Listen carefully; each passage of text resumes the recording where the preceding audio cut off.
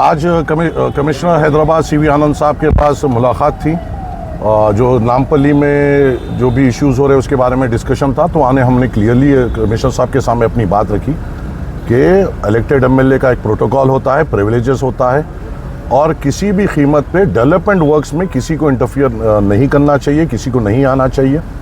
खाली अपने पॉलिटिकल रोटियां सेकने के लिए अगर आप आके एक दिन पहले जो रोड खुदी हुई है उसको आकर आप क्वालिटी आप वैसे चेक करना चाहते हैं, कमिश्नर साहब ने इसके पूरे तरीके से नोट लिया है। फिर और फिर आगे भी आएगा। हम हमारी पूरी टीम के साथ, पूरे लॉयर्स के साथ हम पहुंचे थे और हमने पूरी तरीके से अपनी बात वहां पे रखी।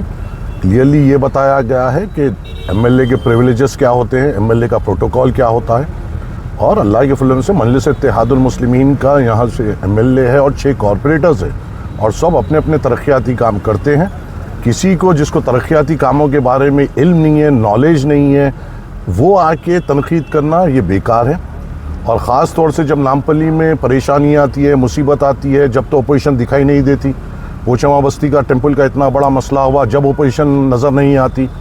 कहीं पे कुछ आग लगती है, कहीं अपोजिशन नज़र नहीं आती। कहीं पे कुछ हादसा होता है, जब अपोजिशन नज़र नहीं आती। कहीं पे कोई मसाइल होते हैं, जब अपोजिशन नज़र नहीं आती।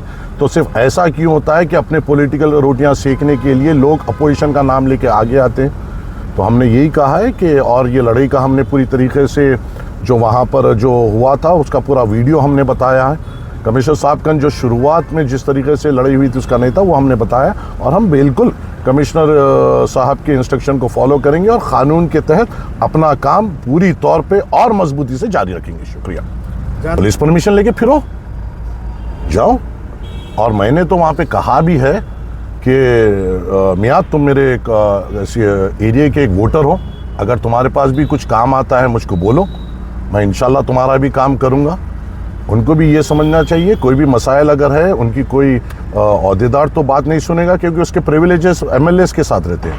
अगर कोई भी अवामी मसाइल है और आप सीरियस है इसको हल करने के लिए, मेरे सामने लाइए। वो भी एक मेरे वोटर है और मैं एक वोटर का जैसा हक अदा करता हूँ उनके भी काम कराऊँगा।